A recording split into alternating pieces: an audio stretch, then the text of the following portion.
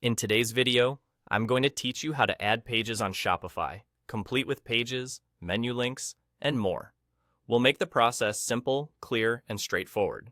Let's dive in and start by navigating to the site editor. Once you're there, direct your attention to the top of the screen where you'll see the page title displayed.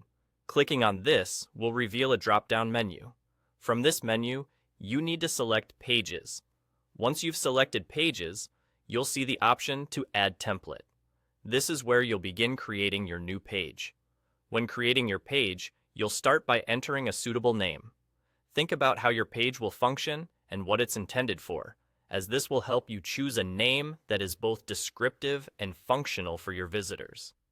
After naming your page, you'll be asked to select an existing template that will act as a base template for your new page.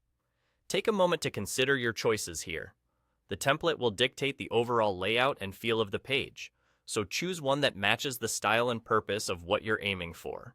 Once you've successfully created your new page, your next step is to navigate over to the admin dashboard.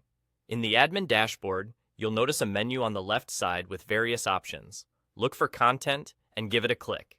Under the Content section, you'll find Menus, which is where you'll be working next. In the Menus section, focus your attention on the main menu, as this is where your new page will reside. The goal is to ensure that this page is accessible to your website visitors. To achieve this, you will need to add a menu item. Click on the Add Menu Item button to get started. You'll now be prompted to name your new menu item.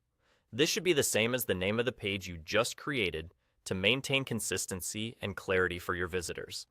After naming the menu item, you'll need to create a link from this item to your new page.